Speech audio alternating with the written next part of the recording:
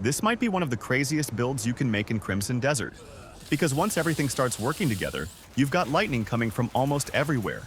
Chain lightning jumping between enemies, electric orbs striking targets around you, and even your own attacks dealing lightning damage. And when all of these effects start activating at the same time, the whole fight turns into a complete lightning storm. So in this video, I'm going to show you every piece of gear I'm using and how they all come together to make this full lightning build.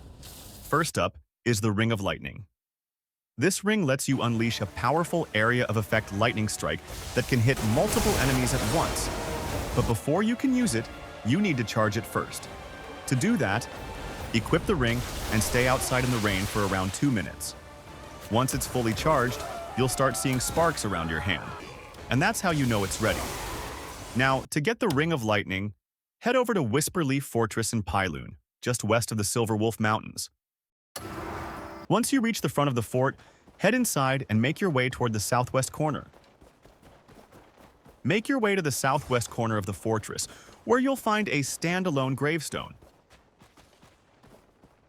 Use Force Palm on the gravestone, and it'll reveal a hidden hatch underneath.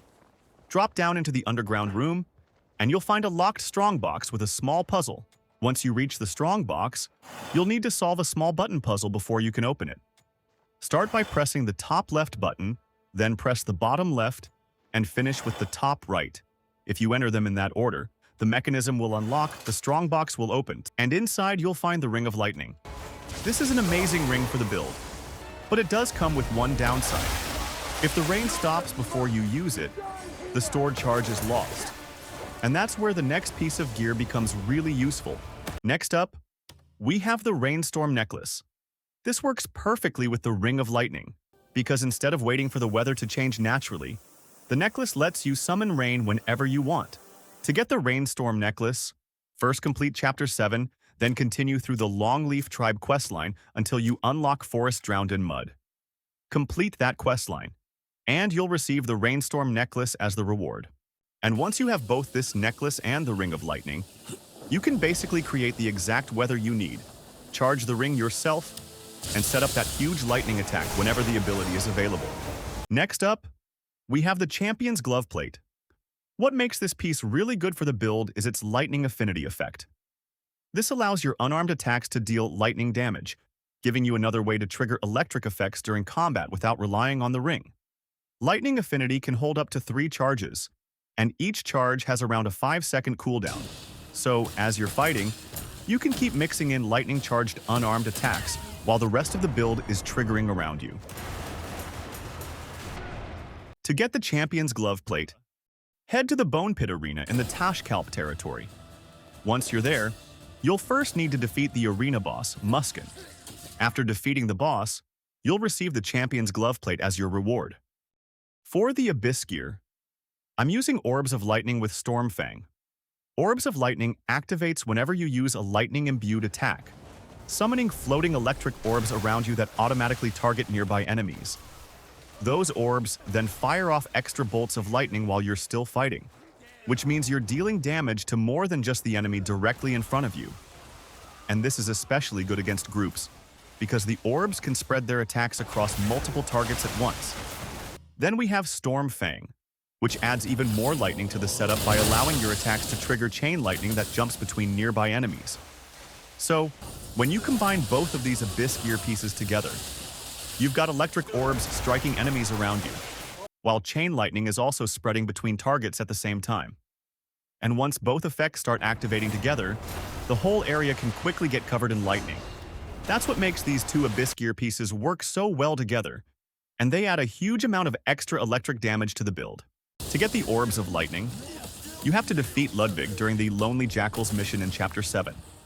After defeating him, you'll receive the Hungering Fang leather boots, which already have Orbs of Lightning socketed into them.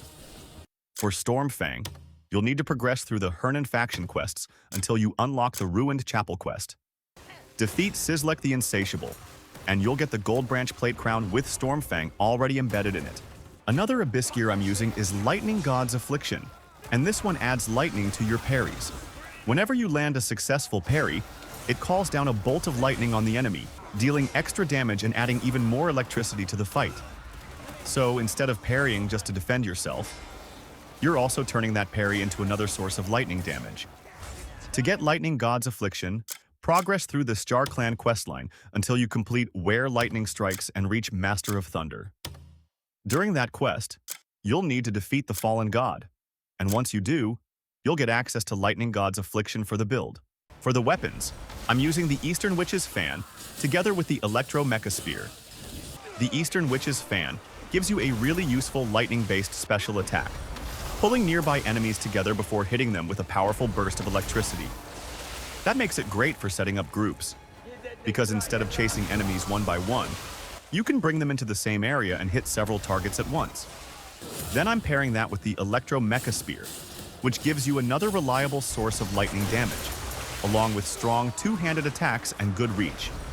And what makes these two weapons work so well with the build is that both of them give you more chances to trigger the lightning effects from your Abyss gear. So while you're attacking with the fan or the spear, Orbs of Lightning can start striking enemies around you, while Storm Fang adds even more chain lightning between targets.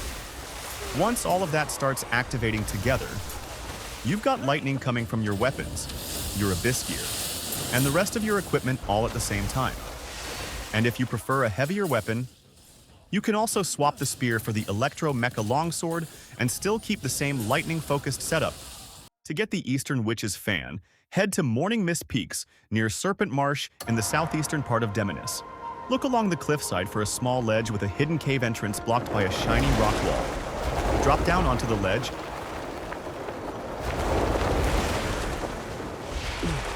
Then use focused Force Palm on the wall to break it open.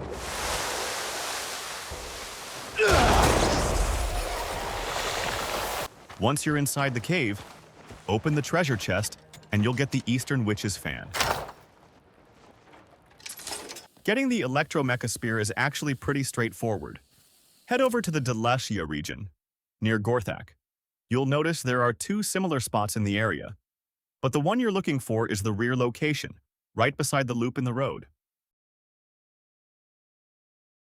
Once you get there, look for a breakable barricade. A fine day. Break it open, and you'll discover a hidden treasure chest. Open the chest, and the Electro-Mecha Spear is yours. Then once you've collected everything, the full lightning build is complete. At this point, you've got several different lightning effects all working together, from chain lightning and electric orbs, to lightning-infused attacks and the Ring of Lightning's huge area of effect strike. And the best part is, every piece adds something different to the setup without making it feel repetitive. So if you want a build that completely leans into lightning damage, this is easily one of the most fun setups you can make in Crimson Desert. And that's it for this video. If you enjoyed the build, don't forget to like and subscribe. Thanks for watching, and I'll see you in the next one.